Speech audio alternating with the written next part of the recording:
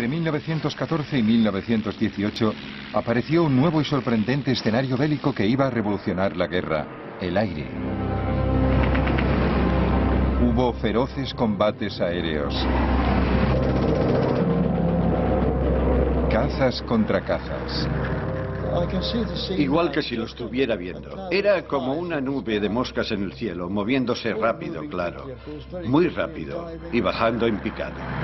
Había accidentes tremendos y la lista de bajas indicaba que casi todos los pilotos morían. Di un beso a mi madre. Lo recogí todo y le dije: adiós, mamá. No creo que volvamos a vernos. Era la actitud que tenías que tomar. Sabías que ibas a morir. La guerra en el aire vio cómo los aviones se las arreglaban para despegar desde una plataforma situada encima de otro aeroplano. Y la invención de un concepto radicalmente nuevo: el portaaviones. Dio impulso a una carrera tecnológica. Los diseñadores de ambos bandos intentaban superarse unos a otros. Esa carrera trajo la nueva época de los aviones de combate y de los bombarderos. De una nueva raza de héroes, los ases del aire. Ahora podemos ver esa guerra aérea tal como la vieron los pilotos, en color.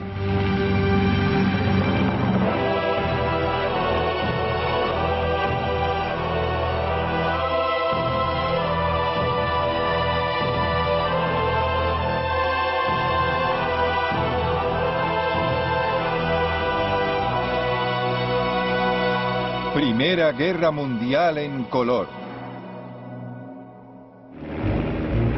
Sangre en el aire.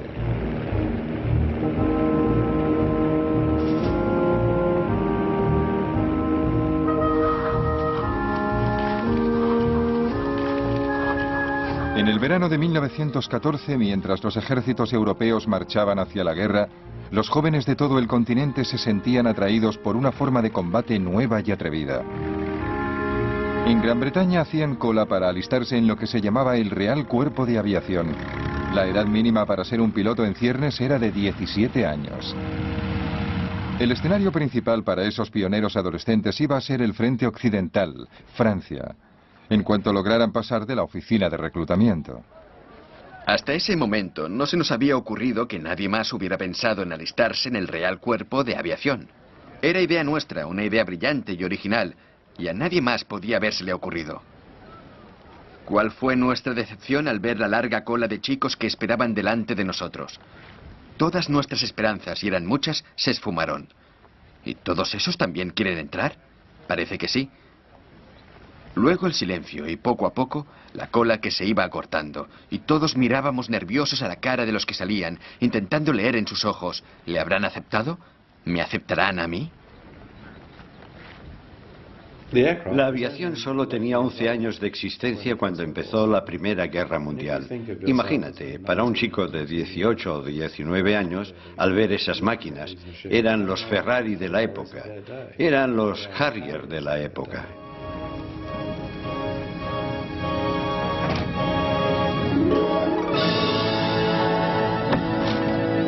La aviación, con toda su temprana locura, acababa de nacer.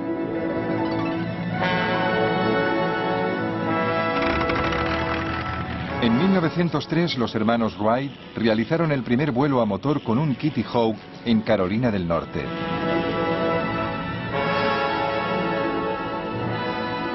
Los jefes militares empezaron a comprender que los aviones podrían ser útiles para la guerra. En 1909, el francés Louis Blériot cruzó 30 kilómetros de mar, el Canal de la Manga. Cuando miraba hacia abajo veía el mundo como nadie lo había visto jamás. Y ese fue el propósito militar del avión: darle al comandante que estaba en tierra una visión general del campo de batalla. La idea de los reconocimientos aéreos apareció a mediados del siglo XIX con los globos de aire caliente. Y durante la mayor parte de la guerra se siguió usando a los globeros, como les llamaban los británicos, como vigías aéreos. Pero los globos aerostáticos eran un blanco fácil para los atacantes enemigos.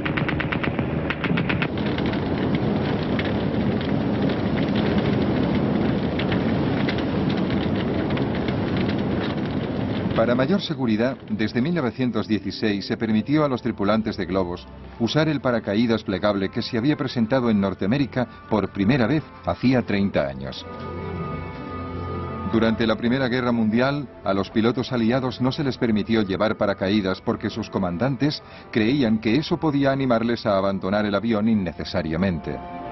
Los paracaidistas fueron la clave de una nueva forma de defensa aerostática. Cuando el globero localizaba un avión enemigo, saltaba rápidamente en paracaídas. Luego, la tripulación intentaba recoger el globo antes de que se incendiara. No era una solución muy satisfactoria, y los aviones más pequeños y más rápidos terminarían siendo claves para reconocimientos aéreos y usarían cámaras fotográficas para espiar en territorio enemigo. Si retratas algo, ves cosas que un observador corriente no puede ver, porque te llevas la película a casa, la revelas, la amplías, creas una imagen muy detallada y miras. Puedes ver nidos de ametralladoras, puedes ver rutas, puedes ver puestos de mando. Además de tomar fotografías, los pilotos podían transmitir por radio lo que veían al control de tierra. La única manera que tenía el enemigo de evitar que la información se filtrara o que el piloto volviera a la base con sus valiosas fotografías era abatirle. Pero en esas primeras épocas era difícil. Uno de los mayores problemas iniciales para que las armas fueran eficaces contra los aviones, ya fueran bombas, ametralladoras o cualquier otra cosa, era la cuestión del peso. Eran aviones primitivos, muy ligeros, con motores muy poco potentes. Apenas podían cargar con el piloto. Los pilotos se enfrentaban con otro obstáculo a la hora de disparar. El propulsor delantero estorbaba. La primera solución llegó en abril de 1915 de la mano del piloto francés Roland Garros. Puso cuñas de acero en las hélices propulsoras, así las balas de las ametralladoras simplemente rebotaban. Claro, no es una solución ideal, sobre todo por el peso añadido de la armadura para resistir el fuego de la ametralladora, y también porque desviaba una de cada 10 balas, y algunas incluso podían rebotar y dar en tu propio avión. A pesar de los peligros, Roland Garros abatió 5 aviones alemanes en 2 semanas. Sus pilotos no sabían de dónde venía el fuego, pero entonces Roland Garros se vio obligado a aterrizar en territorio alemán. Los alemanes vieron inmediatamente por qué este avión tenía tanto éxito, y en realidad estamos hablando de un solo avión que había hecho estragos en las fuerzas aéreas alemanas de la época. Pero cuando vieron lo primitivo que era el sistema y cómo podían disparar a través de las aspas, entregaron la máquina a un diseñador holandés muy brillante, con mucho talento, Anthony Fokker. Fokker resolvió el problema y revolucionó el futuro de la guerra aérea, inventando un dispositivo que sincronizaba el fuego de la ametralladora con el movimiento del propulsor, de tal forma que las balas nunca daban en la hélice. Pronto, los pilotos alemanes perfeccionaban las tácticas que llevarían la masacre a los espacios aéreos. Vimos que era un avión alemán, y una vez colocado sobre nosotros, detrás del avión del medio, se lanzó en picado como un halcón sobre una golondrina. Desde luego, di gracias de volver sano y salvo de esa misión. La aviación aliada estaba indefensa. En 1915 se produjo lo que se llamó el azote de los Fokker. La vida de un piloto aliado se contaba por días.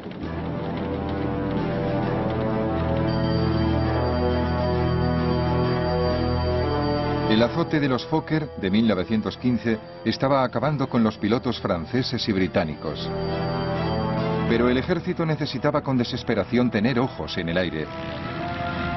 Cada día llegaban reemplazos a Francia recién salidos de la escuela de vuelo. Cuando llegué a Francia a pilotar un avión de combate, no había volado jamás con el tipo de avión que tenía que cruzar las líneas al día siguiente. Y mucho menos había recibido instrucciones. Algunos salían con apenas 5 horas de entrenamiento. Los 2 chicos con los que crucé el canal y estuve hablando en el barco habían muerto antes de que yo llegara a cruzar las líneas. Están matando a gente cada día. Mi mejor amigo estaba ahí una noche y al día siguiente, en la comida, ya no estaba. Era algo constante.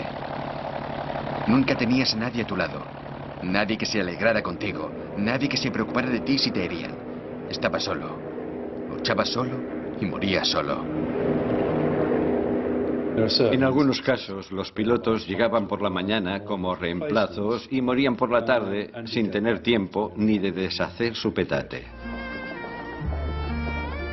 El comandante en jefe del Cuerpo de Aviación Real, Hugh Trenchard, ordenaba que se enviaran nuevos pilotos cada día para ocupar el lugar de los muertos a la hora de la cena. Si los pilotos no ven lugares vacíos alrededor, tienden a pensar menos en el destino de los amigos que se han ido para siempre. Están entretenidos invitando a beber a los recién llegados y haciéndoles sentir a gusto. 1915 fue un desastre continuo para los pilotos aliados.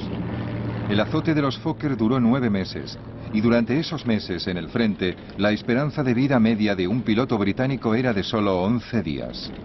Esperabas que te mataran en cualquier momento. Nunca pensabas en la vida en absoluto. Solamente cumplías con tu deber. La moral estaba muy baja y se oían muchas protestas por lo inadecuado de nuestros propios aviones. Hugh Trenchard sabía que las bajas eran inevitables y que la guerra aérea, en lo que se refiere a los costes en vidas humanas, a las grandes pérdidas que había que sufrir antes de alcanzar la victoria, era igual que la guerra de trincheras. En el verano de 1916, los aliados habían recuperado el terreno en la carrera tecnológica. Sus aviones también contaban con ametralladoras delanteras y aparecieron nuevos modelos más rápidos, más ligeros y más ágiles. El Real Cuerpo de Aviación había doblado sus fuerzas de 12 a 27 escuadrones. El azote de los Fokker llegó a su fin. Para los aliados fue un alivio inmenso, porque entonces el cuerpo aéreo era más necesario que nunca.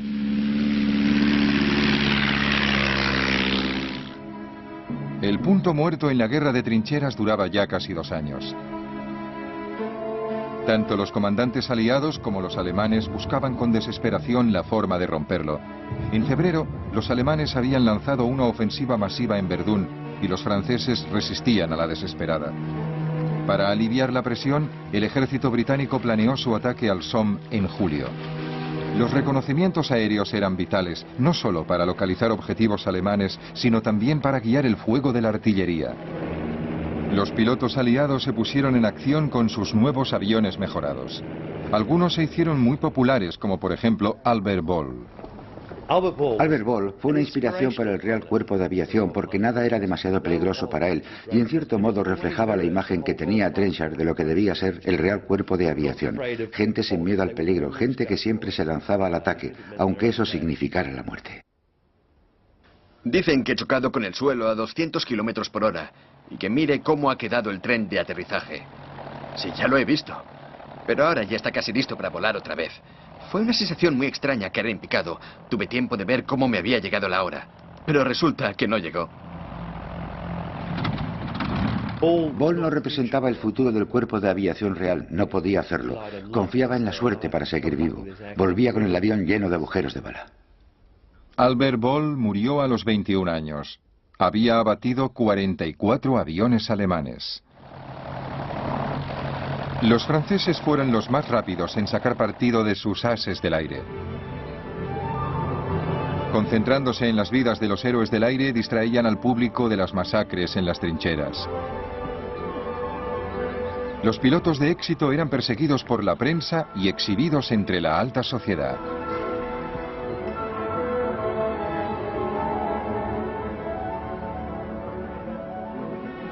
Los alemanes también se dieron prisa en ensalzar a sus ases del aire.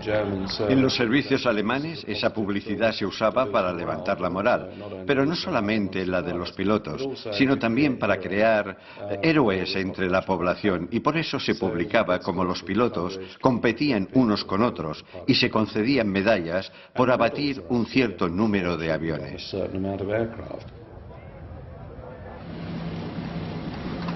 El as del aire alemán más popular era Manfred von Richthofen, el Barón Rojo. Richthofen abatió 80 aviones enemigos, más que cualquier otro piloto en la guerra. Soy un cazador. Cuando he abatido a un inglés, mi pasión por la caza queda satisfecha, por lo menos durante un cuarto de hora. Von Richthofen se convirtió en el ídolo de una visión romántica de la guerra aérea. Caballeros con brillantes armaduras voladoras enfrentándose en combate singular.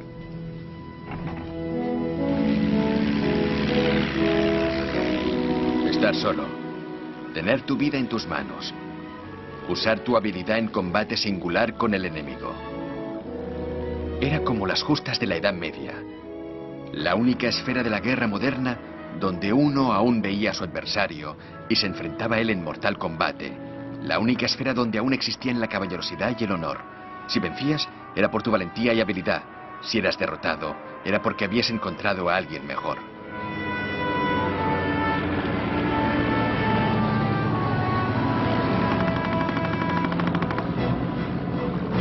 Pero mamá, no se pueden imponer desde la simple tierra las normas para la gente que patrulla por el aire. Allí eres alguien distinto. Yo diría que no eres un hombre. Yo por lo menos no lo soy. Eres la encarnación del diablo, lleno de la emoción de jugar al mejor juego que haya creado Dios jamás, loco tras los alemanes, olvidando todo lo demás. En lo único que piensas es en demostrarle al cabeza cuadrada que hay un solo hombre digno de estar en el aire, y no dos. En una zona de combate, cuando las balas silban a tu alrededor y estás envuelto en humo negro, te conviertes en otra persona. No eres humano, por decirlo de alguna manera. En cierto modo, dejas de ser humano. Eres una máquina de guerra y cumples con tu misión. En abril de 1917, los alemanes volvían a adelantarse en la disputada carrera armamentística. Su ventaja era en parte táctica. Empezaron a actuar en escuadrones de 14 aviones llamados Jastas y enviaban 3 o 4 Jastas hacia el frente de una vez. Estos grupos masivos recibían el apodo de circos volantes. Las Jastas llevaron a las primeras grandes escenas de duelos entre escuadrones y no entre individuales, los famosos días de los combates en grupo. Los escuadrones británicos y aliados se enfrentaban a los circos alemanes en el aire, sobre las trincheras, y luchaban hasta la muerte, muchas veces ante la sorpresa de la infantería que les veía desde abajo. Igual que si lo estuviera viendo, eran como una nube de moscas en el cielo, moviéndose rápido, claro, muy rápido, y bajando en picado, y rodeándose unos a otros, y oíamos los disparos, claro, pero estaban muy altos. Yo vi algunas batallas maravillosas, batallas aéreas entre 2 aviones de combate, y nunca... Pero el problema es que nunca sabíamos quién ganaba. Apostábamos entre nosotros y yo me preguntaba, ¿quién volverá? ¿Quién va a ganar hoy? ¿Serán los alemanes o será uno de nosotros? La superioridad de los aviones alemanes y las tácticas Jasta costaron caras a los aliados. En 1917, durante el llamado Abril de Sangre, perdieron 150 aviones y 316 aviadores. Unos meses más tarde llegaron los primeros pilotos norteamericanos, pero la superioridad alemana se mantenía. Sin embargo, los aviadores aliados tenían que seguir volando sobre las líneas enemigas para dar información a sus ejércitos que preparaban desde tierra sus ofensivas de verano. Los comandantes y hasta los pilotos sabían que no tenían el mejor equipo ni las mejores herramientas para el trabajo y sin embargo les exigían que contribuyeran a una gran ofensiva. Sabían que los alemanes tenían mejores equipos y hasta cierto punto mejores tácticas y era algo trágicamente inevitable. Tenían que seguir volando. En esos momentos no podían hacer nada. Esta mañana nos hemos enfrentado con una nueva gama de Fokkers y desde luego son muy buenos. El piloto se ha quedado quieto y me ha bañado de plomo como con una manguera. Lo único que podía hacer yo es fijarme en su localizador y darle al timón de lado para desviarle la puntería.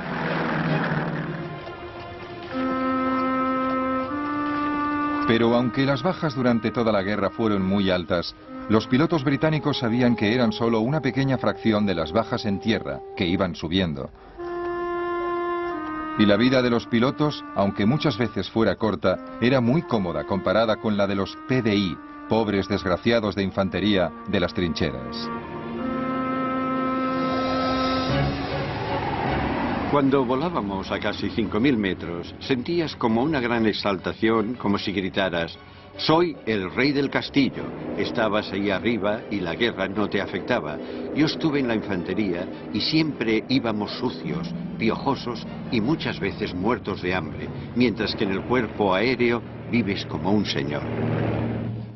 Cuando estaban en tierra, la vida de los pilotos era muy extraña porque se enfrentaban a la muerte cada día en el aire, pero luego volvían al campo de aviación y tenían un salón agradable, buena comida y una cama decente para dormir. Es una maravilla volver de la patrulla por las noches pensando que has terminado por hoy con el brillante crepúsculo por poniente y el levante oscuro y misterioso. Y aquí estoy completamente solo, disfrutando del estupendo sol de mayo y con una brisa fresca. Se está tan a gusto. Oigo el ruido de las ametralladoras, pero aparte de eso, la guerra parece muy lejos, gracias a Dios.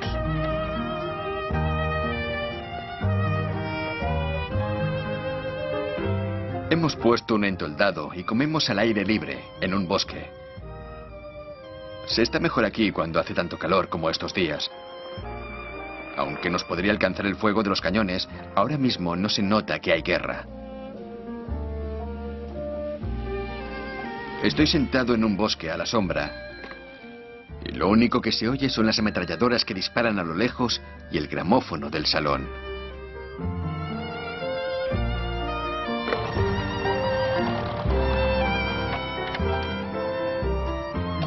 Vivimos bien. Hemos ido a Boulogne y nos hemos tomado un helado. Somos el único cuerpo en el frente que toma helado para cenar cada noche. En plena vida, estamos cerca de la muerte. Y tan cerca de la muerte también conseguimos pasarlo en grande. Cócteles del Bronx, brochetas de higadillos de pollo, champán, helado de fresa y coñac Napoleón.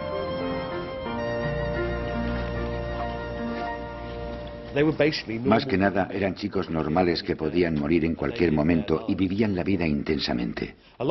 Muchos de ellos sufrían de los nervios a medida que pasaba el tiempo y veían que se acercaba la muerte. Este verano ha hecho un calor tremendo y teníamos que volar muchas horas. Todo eso afectaba a los nervios de los que tenían que volar. Recuerdo que mi compañero de cuarto pensaba lo mismo y los dos nos quedábamos despiertos a oscuras pensando en la patrulla del amanecer al día siguiente. Al final no pudimos soportarlo más y nos confesamos uno al otro nuestro miedo y malos presentimientos. Encendimos las velas y luego nos sentimos un poco mejor y de alguna forma conseguimos pasar la noche igual que tendríamos que pasar el día siguiente. Un piloto vivía atormentado por una pesadilla, una cara. La cara parecía vaga y distante, y poco a poco se acercaba hasta que la nariz de la cara y la de él estaban casi juntas y se miraban. Nada más, solo se miraban. Entonces se despertaba y ya no podía dormir. ¿Quién era? ¿Alguien a quien había matado? ¿O era el hombre que le esperaba bajo el sol?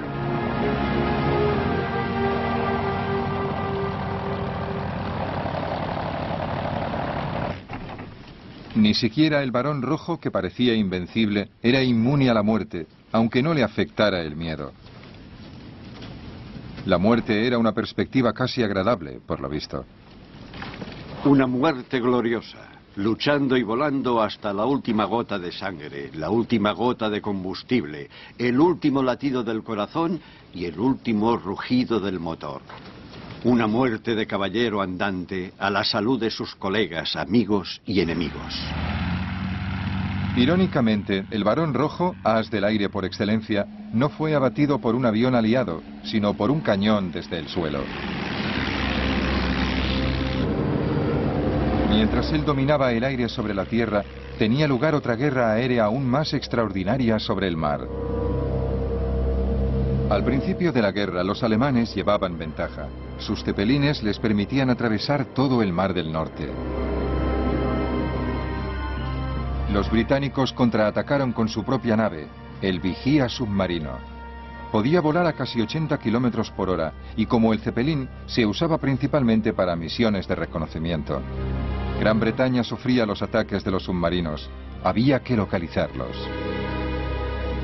A principios de 1915 se pidieron voluntarios a la Marina para formar un nuevo cuerpo aeronaval. Llegó un mensaje a todos los barcos y cruceros de combate de la flota diciendo que cada capitán tenía que recomendar a un joven oficial de unos 18, 19, 20 años para un servicio especial. Cuando llegamos al almirantazgo, nos acompañaron al despacho del primer almirante del mar, Lord Fisher, que nos recibió diciendo: caballeros, ustedes van a volar y dentro de un año seguramente estarán muertos o puede que consigan la Cruz de la Reina Victoria. Pero se les ha seleccionado para iniciar un nuevo servicio aéreo que contrarrestará la amenaza de los submarinos que sufrimos en esta guerra. Si no quieren volar, vengan a decírmelo antes de 48 horas. Pocos dudaron en alistarse para volar muy alto. Pilotar un avión en un día hermoso era un auténtico placer. Sentías que el cielo era todo tuyo. Podías ir donde quisieras dentro del alcance del barco. Volar a la altura que quisieras, a la velocidad que quisieras.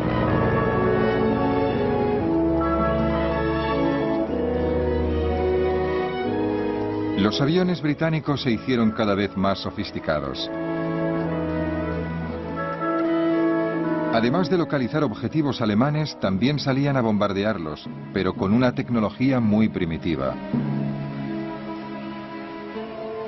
Podíamos volar muchas horas, pero nuestra capacidad de llevar bombas era más bien reducida.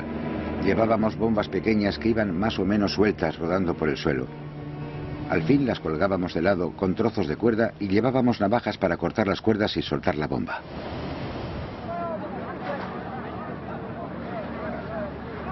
Los globos aerostáticos, por elegantes que fueran, no eran precisamente eficaces. Lo que necesitaba la Marina eran aviones bien armados y más rápidos que pudieran actuar en el mar. El motivo principal seguía siendo la necesidad de acabar con los submarinos alemanes. En 1915 Alemania había declarado la guerra submarina sin restricciones y atacaba sin previo aviso a cualquier barco mercante que se dirigiera hacia Gran Bretaña. Ya habían hundido cientos de barcos.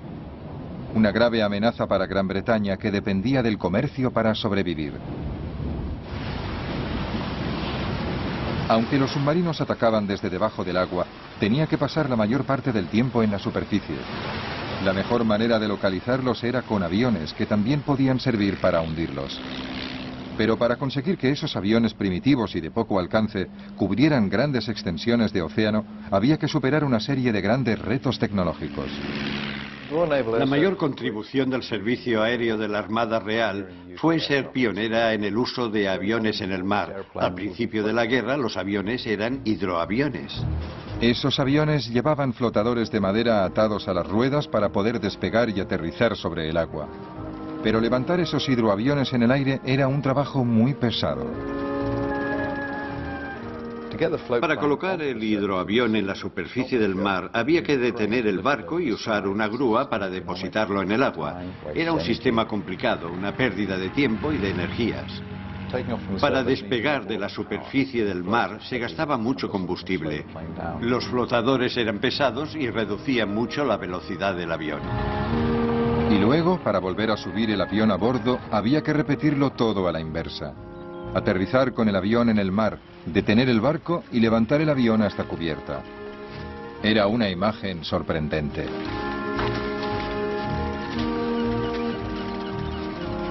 Los hidroaviones eran como aviones que iban de vacaciones a la costa y se habían puesto zuecos para no mojarse los pies. Cuando veían pasar alguno por encima, muchos decían: por ahí va con sus botazas.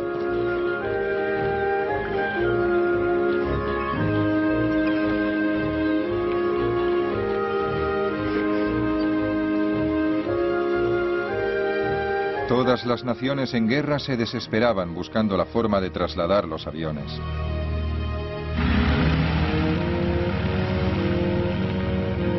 Esta era una primitiva versión rusa. La solución rusa era remolcar los aviones en el mar. Estaba muy bien cuando el mar estaba en calma, pero en caso de tormenta no servía. En cuanto a los alemanes, su flota casi nunca salía a mar abierto, así que los aviones de la Armada se lanzaban desde pasarelas. Pero volar era complicado para los pilotos de todos los países. Lo que más me preocupaba era marearme en el mar. No había estado nunca en un barco, solo alguna vez había salido a remar en barca en días muy tranquilos y creía que todo el mundo, menos los marineros muy expertos, se mareaba en cuanto había el más mínimo movimiento. Después de correr un buen rato, tirabas con todas tus fuerzas y con mucho esfuerzo y algo de suerte conseguías levantarte hasta 90 o 100 metros, aunque en una ocasión la hoja de ruta dice que llegamos a alcanzar los 360 metros.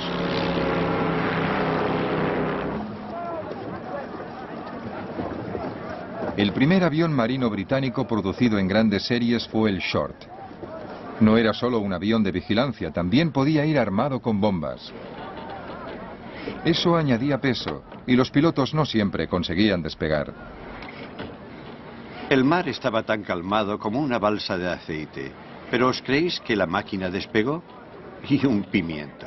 Estuve 20 minutos luchando sobre la superficie como un pato herido, hasta que el agua del radiador empezó a hervir y la carlinga se puso como una sauna. Esos aviones primitivos no podían despegar a no ser que el mar estuviera muy tranquilo. Solo podían despegar y ser repescados cuando el mar estaba absolutamente llano. Y claro, eso en el Mar del Norte pasa muy pocas veces. Otra respuesta a la amenaza de los submarinos fue construir aviones con un alcance mucho más largo, que podían despegar desde un puerto tranquilo, y así nació el barco volador. En 1917 un barco volador hundió su primer submarino, pero sus pilotos no tenían apoyo. Personalmente, considero que las batallas de barcos volantes eran mucho más desesperadas que las que se libraban en el frente francés. Lo digo porque, además de los riesgos habituales del combate, había que hacer un largo viaje sobre un mar desierto antes y después de la lucha. El Mar del Norte es muy peligroso. La niebla, las marejadas, las nubes bajas son más habituales que los días buenos. Siempre sabías que si te fallaba el motor o tenías cualquier problema tonto, era casi seguro que te ibas a ahogar, con muy pocas probabilidades de que te rescataran.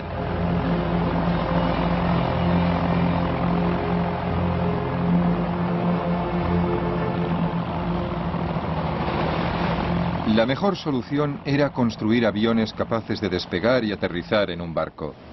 Entonces se iniciaron unos experimentos extraordinarios con los Sopwith Pup. Cuando el piloto tenía que despegar, se montaba rápidamente una plataforma con planchas desde la torreta hasta los cañones de popa.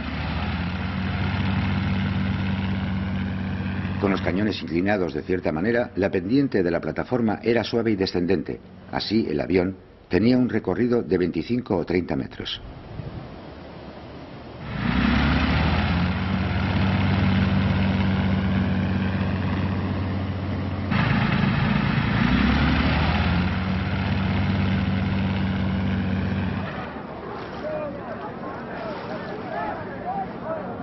Era muy arriesgado. Si el piloto no lograba la velocidad suficiente para despegar, se estrellaba contra el agua. Pero aunque hubiera calculado bien, pasaría a menos de 1 metro de las olas. Era una operación más que arriesgada, y me encantaba ver a esos pilotos. Les admiraba por su valor y por su habilidad.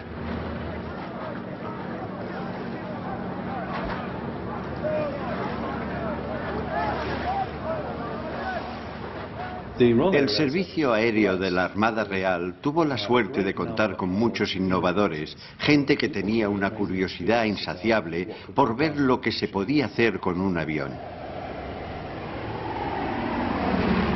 Y esos experimentos llevaron al servicio aéreo de la Armada Real a volar en un reino completamente distinto. El resultado inevitable de esos experimentos fue el desarrollo del portaaviones. En agosto de 1917, un Sopwith Pup consiguió aterrizar con éxito en la cubierta del HMS Furious, un crucero que había sido reformado para convertirse en el primer portaaviones británico.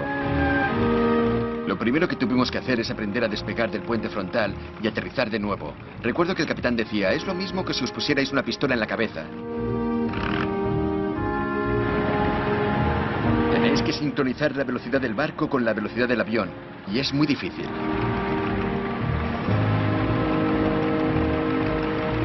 Pero a pesar de las dificultades, había nacido un nuevo tipo de arma. A principios de 1918 se lanzó el primer ataque de un portaaviones desde HMS Furious. Sus aviones, que despegaron sobre la cubierta, bombardearon y destruyeron los zeppelines alemanes en Torvin. Se trató de un hecho pionero en la historia del arma naval. El portaaviones alcanzó la mayoría de edad en esa batalla. Y al mismo tiempo, en tierra se había conseguido otro avance tecnológico, el nacimiento del bombardero.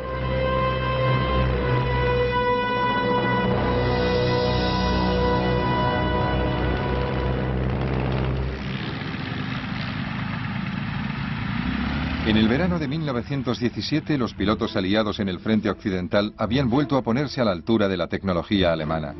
Ambos bandos empezaron a prestar más atención que nunca a un nuevo fenómeno. Desde el comienzo del conflicto, los aviones se habían usado para bombardear solo esporádicamente. Sin embargo, ahora muchos aviones antiguos de reconocimiento empezaron a ser transformados en bombarderos.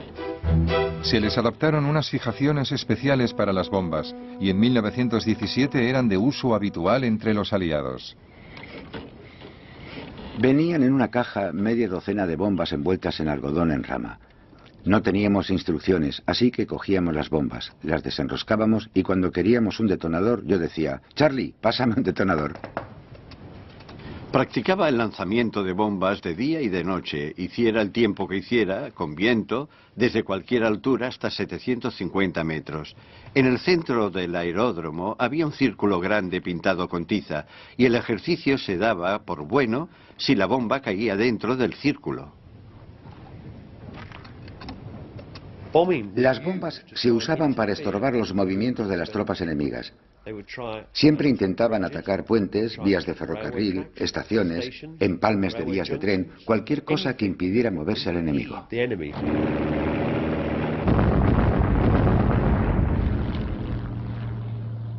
Los bombarderos volaban bajo para soltar su carga, y el fuego antiaéreo era cada vez más intenso.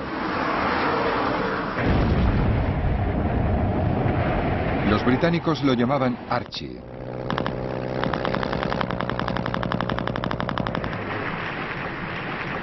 Pero intentar abatir un avión desde el suelo es difícil.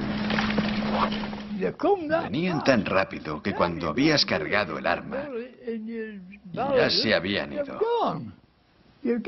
Solo podías tocarles si sabías por dónde venían, si te encarabas a esperarlos. Entonces, cuando aparecían, a lo mejor, tenías una oportunidad de dispararles, de pegarles un tiro. ¿Es que se movían tan rápidamente? Cada vez había más y más artillería antiaérea, pero no abatían muchos aviones. Era más bien un intento disuasorio, y es un buen indicador de la valentía de un piloto, porque se reían de Archie. Bueno, primero tenían miedo, luego se reían y luego, cuando les fallaba el valor, empezaban a obsesionarse y a preocuparse de que ese día la nube de humo junto al avión les diera de lleno. No sé cuánto van a resistir mis nervios este bombardeo casi diario de Archie. Me he dado cuenta de que algunos están perdiendo los nervios poco a poco. Hoy Archibald nos ha dado un buen rapapolvo y algunas balas han pasado demasiado cerca y oía los trozos de metralla que pasaban silbando y tienen que pasar muy cerca para que puedas oír el silbido de la metralla por encima del motor del avión. La carrera de armas aéreas de la Primera Guerra Mundial dio un giro nuevo y devastador a la industria del armamento. Por primera vez, los civiles se convirtieron en objetivos. Los alemanes llevaron a cabo el primer bombardeo a civiles en enero de 1915 en la costa de Norfolk. Su bombardero era un Zeppelin. En mayo de 1915 los cepelines bombardearon Londres. 7 civiles resultaron muertos. Dijimos, mira eso. Era una cosa larga y negra con forma de puro que se acercaba muy despacio. Abracé a mi madre y la verdad, no sé lo que sentimos. La gente empezó a prepararse para los ataques de los cepelines. Contaban que un comerciante en vinos alquilaba una de sus bodegas y mucha gente que conocíamos acondicionaba el sótano y dormían allí con los abrigos y las bolsas con las cosas de valor al lado. Al principio, los ataques de los cepelines contra Gran Bretaña tuvieron un gran efecto psicológico porque desde la época medieval siempre se ha visto Gran Bretaña como una isla fortaleza segura. Nadie podía tocarnos mientras conserváramos el dominio de los mares. En comparación con los bombardeos posteriores de la Segunda Guerra Mundial, no mataron a tanta gente. Fue la novedad de sentirse repentinamente amenazados desde el aire lo que provocó más pánico del que se podía esperar, dadas las estadísticas. Los cepelines eran lentos y vulnerables, y los alemanes desarrollaron un nuevo bombardero de largo alcance, el Gotha. En el verano de 1917, escuadrones de Gothas salieron de Ostende, en Bélgica, para atacar Inglaterra. Pude distinguir muchos aviones enormes en formación volando hacia el este. Me lancé en picado sobre el último y le solté todo un cargador a poca distancia. Tuve la satisfacción de ver cómo las balas le daban en todo el fuselaje y las alas, pero aparte de hacerle bajar un poco el morro, no tuvieron el efecto que deseaba. Me llevé una gran decepción. Qué insolentes eran los malditos cabezas cuadradas, paseándose por el cielo de Inglaterra como si fueran los dueños. Me volvía ciego de rabia pensando que los germanos irían a bombardear Londres y que encima se irían tan tranquilos, o casi. Los alemanes volaban adrede sobre Londres en esos bombarderos pintados de blanco en pleno día para demostrar que podían hacerlo y que eran invulnerables para los aviones de combate británicos. Eso tuvo un impacto inicial significativo, como los cepelines. También crearon mucho pánico al principio por la novedad de los bombardeos. En el ataque a Londres murieron 162 personas. Para calmar a la nación, un escuadrón de ataque volvió rápidamente desde el frente occidental para procurar cobertura aérea a la capital. El general sudafricano Jan Smuts debía diseñar una nueva estrategia de defensa en el frente interno. Introdujo una serie de sistemas de aviso. Cohetes explosivos llamados petardos, silbatos de la policía y carteles, y también nuevas armas antiaéreas. Las defensas resultaron eficaces, así que los alemanes pasaron a los ataques nocturnos. La pobre Mary es muy nerviosa, así que la escondimos en el pasillo del primer piso, en un lugar muy seguro, y luego Phyllis y yo nos escapamos a la ventana del tejado. Nunca había visto nada igual. El cielo parecía lleno de bombas. Luego se sintió un silencio de muerte, espantoso después de tanto ruido. Y luego, viniendo del este, oímos los motores de los aviones. Por poco nos matamos intentando verlos, pero con la niebla no veíamos nada.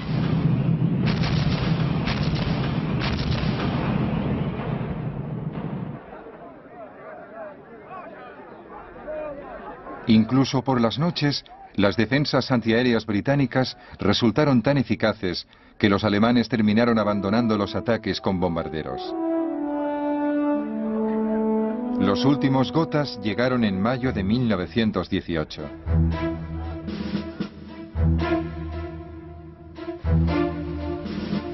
Los británicos también habían desarrollado sus propios bombarderos como el Handley Page, que tenía autonomía para atacar objetivos en Alemania.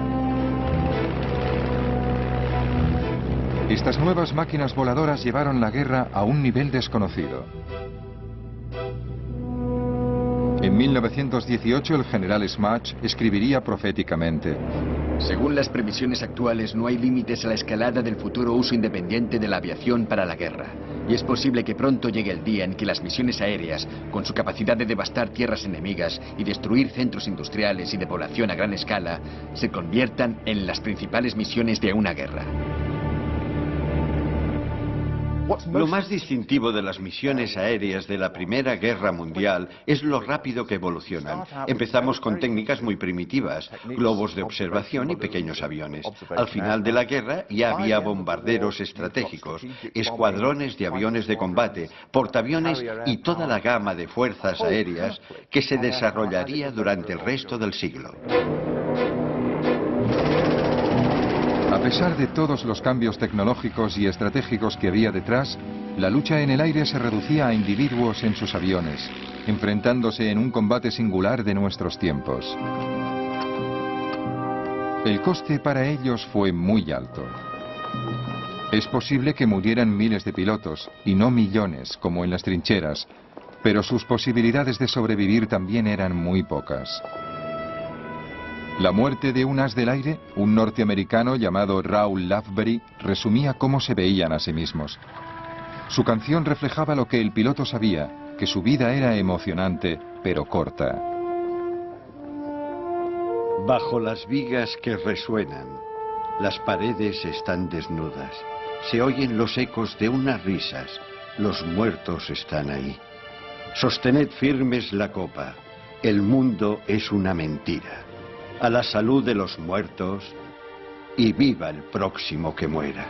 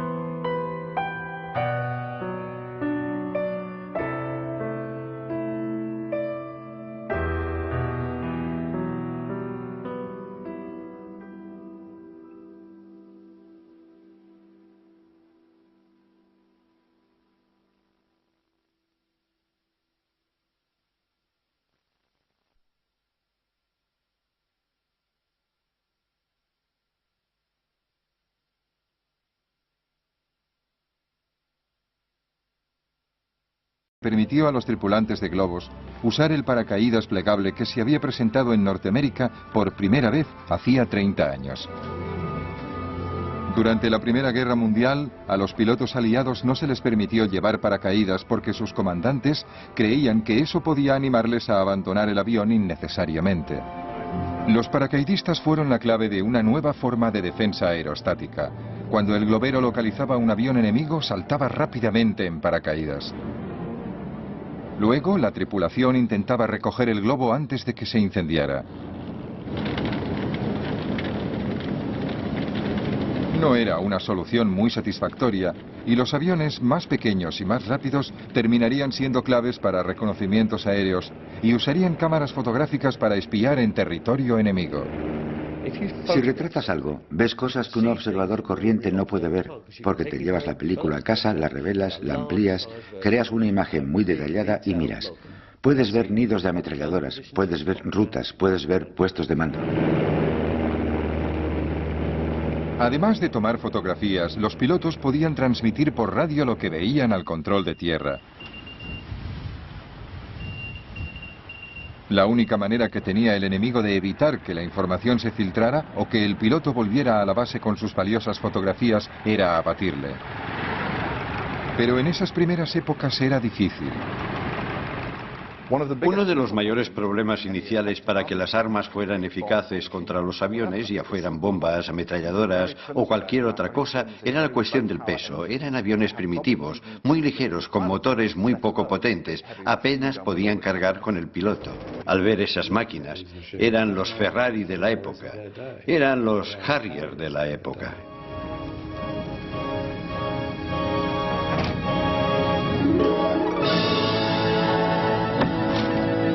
La aviación con toda su temprana locura acababa de nacer.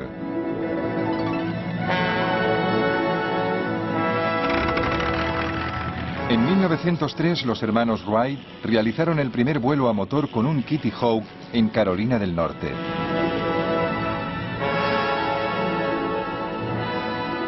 Los jefes militares empezaron a comprender que los aviones podrían ser útiles para la guerra. En 1909, el francés Louis Blériot cruzó 30 kilómetros de mar, el Canal de la Mancha. Cuando miraba hacia abajo veía el mundo como nadie lo había visto jamás. Y ese fue el propósito militar del avión, darle al comandante que estaba en tierra una visión general del campo de batalla. La idea de los reconocimientos aéreos apareció a mediados del siglo XIX con los globos de aire caliente. Y durante la mayor parte de la guerra se siguió usando a los globeros, como les llamaban los británicos, como vigías aéreos. Pero los globos aerostáticos eran un blanco fácil para los atacantes enemigos.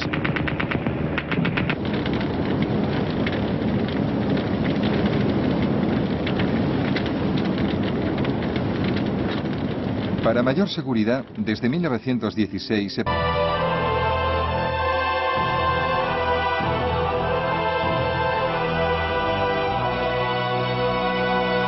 Primera Guerra Mundial en color. Sangre en el aire.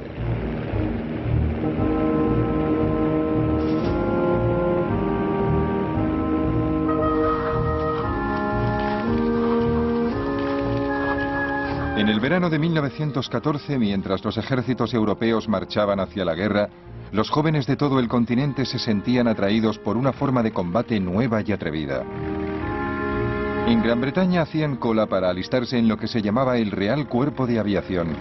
La edad mínima para ser un piloto en ciernes era de 17 años.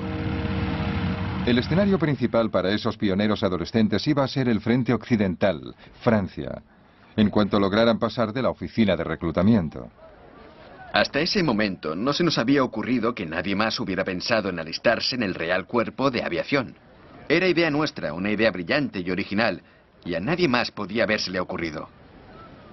¿Cuál fue nuestra decepción al ver la larga cola de chicos que esperaban delante de nosotros? Todas nuestras esperanzas, y eran muchas, se esfumaron. ¿Y todos esos también quieren entrar? Parece que sí. Luego el silencio y poco a poco la cola que se iba acortando, y todos mirábamos nerviosos a la cara de los que salían, intentando leer en sus ojos: ¿le habrán aceptado? ¿Me aceptarán a mí? La aviación solo tenía 11 años de existencia cuando empezó la Primera Guerra Mundial. Imagínate, para un chico de 18 o 19 años... Entre 1914 y 1918 apareció un nuevo y sorprendente escenario bélico que iba a revolucionar la guerra: el aire. Hubo feroces combates aéreos. Cazas contra cazas. Igual que si lo estuviera viendo. Era como una nube de moscas en el cielo, moviéndose rápido, claro. Muy rápido y bajando en picado. Había accidentes tremendos y la lista de bajas indicaba que casi todos los pilotos morían. Di un beso a mi madre. Lo recogí todo y le dije: adiós, mamá. No creo que volvamos a vernos. Era la actitud que tenías que tomar. Sabías que ibas a morir. La guerra en el aire vio cómo los aviones se las arreglaban para despegar desde una plataforma situada encima de otro aeroplano. Y la invención de un concepto radicalmente nuevo, el portaaviones, dio impulso a una carrera tecnológica. Los diseñadores de ambos bandos intentaban superarse unos a otros. Esa carrera trajo la nueva época de los aviones de combate y de los bombarderos. De una nueva raza de héroes, los ases del aire. Ahora podemos ver esa guerra aérea tal como la vieron los pilotos, en color.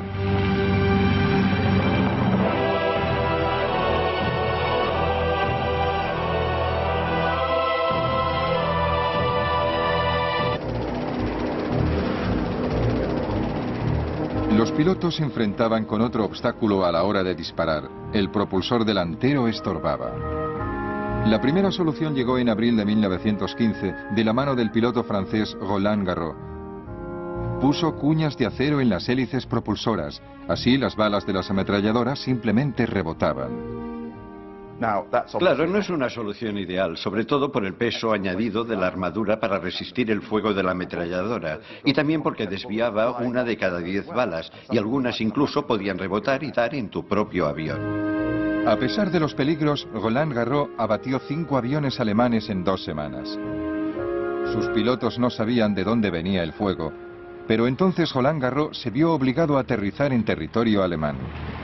Los alemanes vieron inmediatamente por qué este avión tenía tanto éxito, y en realidad estamos hablando de un solo avión que había hecho estragos en las fuerzas aéreas alemanas de la época. Pero cuando vieron lo primitivo que era el sistema y cómo podían disparar a través de las aspas, entregaron la máquina a un diseñador holandés muy brillante con mucho talento, Anthony Fokker.